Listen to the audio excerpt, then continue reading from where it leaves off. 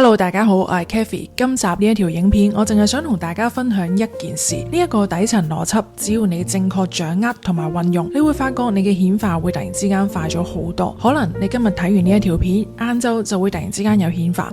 咁所以記得認真聽晒呢一集影片咯。咁我知道有好多人都識得好多吸引力法則嘅練習，亦都睇過好多 YouTube 嘅片同埋書。咁但係點解都顯化唔到我哋想要嘅嘢呢？咁好多時候係因為我哋忽略咗呢一個底層邏輯。個底層邏輯就係當我哋許願嘅時候，我哋發放出去嘅頻率，我哋嘅感受、情緒到底係點樣呢？咁我以一個好簡單嘅例子去分析俾大家聽。咁假設呢一刻你嘅願望係我要喺3個月之內賺到10萬蚊，咁呢一個願望呢係冇問題嘅，成句子啊、語氣啊都係冇問題嘅。咁但係問題就係，如果你背後嘅能量係我要賺到10萬蚊，因為我好驚3個月之後我冇錢交保險，我冇錢交稅，冇錢交租，咁呢個係處於一個恐懼同埋貧乏嘅力量，咁你就唔會吸引到呢10萬蚊埋到你嘅身邊。調翻轉，你同樣都係許願，但係背後你可以同宇宙講，我想喺3個月之內顯化到10萬蚊，咁但係無論有冇都冇所謂，因為我知道你一定會俾最好嘅嘢我，你一定會有更加好嘅安排俾我。咁大家會發覺呢，成件事呢就變得好開放啦，放手去接受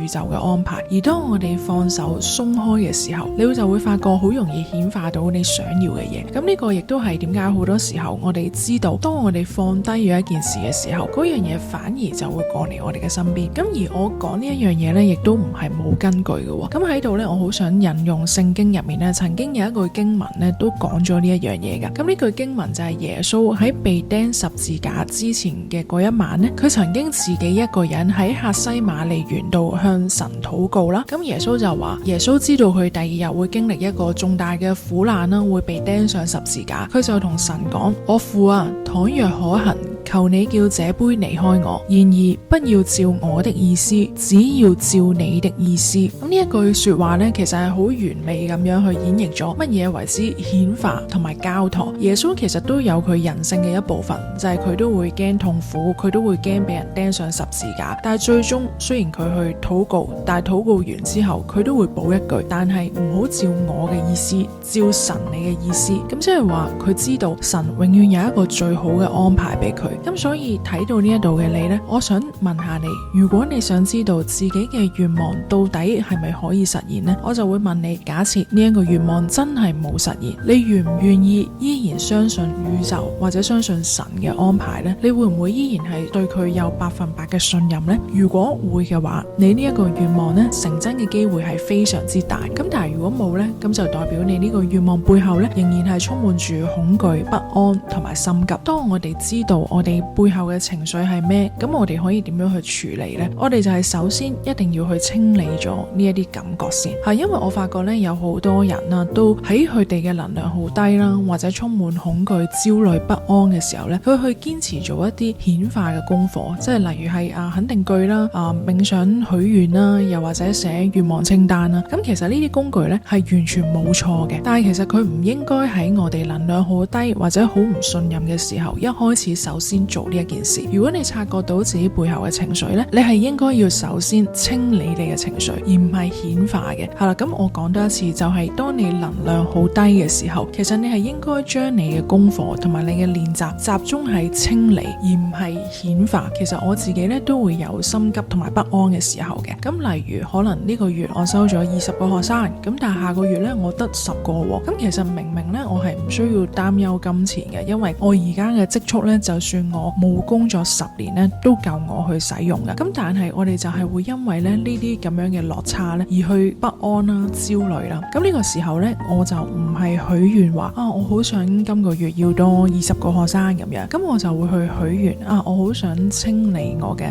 不安啦、焦急啊、恐懼啦。咁我會去清理啦。咁我清理嘅方法呢，可以好簡單。我最經常用啦，同埋一個最簡單、最快捷嘅方法呢，我會係用零極限嘅。咁零極限我之前都有拍過一條影片啦，去俾大家啦。咁其實我哋只要不斷重複去講4句說話，對唔住，請原諒我，多謝你，我愛你。咁你就可以清除喺你腦海入面嘅一啲記憶啦，關於我哋焦慮啦、不安嘅記憶。咁因為我哋腦海入面所有嘅記憶啦、情緒啦、感覺啦，其實好多時候呢係喺人哋嗰度嚟嘅。咁大家可以想象翻，我哋本身出世係一張白紙嚟嘅，我哋乜都唔知，我哋唔會有任何嘅信念。咁但係邊個教識你需要驚呢？邊個教識你要恐懼？邊個教識你要不安？邊個教識你做生意就係一定要穩定噶啦？你上個月係咁多，你今個月都要咁多或者更加多。邊一個人教你呢啲嘢呢？其實好多時係出面嗰啲人去教你，去話俾你聽。咁而我哋講零極限呢4句說話呢，其實就係可以不斷地幫你清理翻你記憶裏面嘅重播。咁你一路講嘅時候呢，你會發覺呢，首先自己個心情呢會平靜咗落嚟啦，你唔會有咁多情緒啦。咁我亦都從來都冇聽過一個學生係話，我越做零極限越講嘅時候，感覺到越焦慮。咁跟住我都想俾大家睇一個真實嘅例子啦。咁呢個學生呢，佢除咗零極限之外呢，佢都有做其他我俾佢嘅清理功課嘅。坦白講呢，佢一開始嚟揾我嘅時候呢，其實佢係充滿住焦慮同埋不安啦。佢成日都好想去升職啦、加人工啦，成日好想去證明佢自己。咁我就同佢講，我話如果你咁心急嘅時候呢，其實你好難去顯化到嘅。你越心急就越顯化唔到。咁跟住我就將俾佢嘅功課呢，由顯化集中咗喺清理上面。咁除咗零極限頭先講嗰4句說話啦，咁我哋亦都有其他功課呢係幫助清理嘅。咁而佢清理完之後呢，佢就發生咗以下呢一個變化。咁大家可以見到佢寫啦，佢就話佢今年2月嗰陣呢，老闆加咗佢6% 人工啦。咁而佢鼓起勇氣同老闆講，佢覺得自己值得更加多錢。咁最後總共加咗15% 俾佢。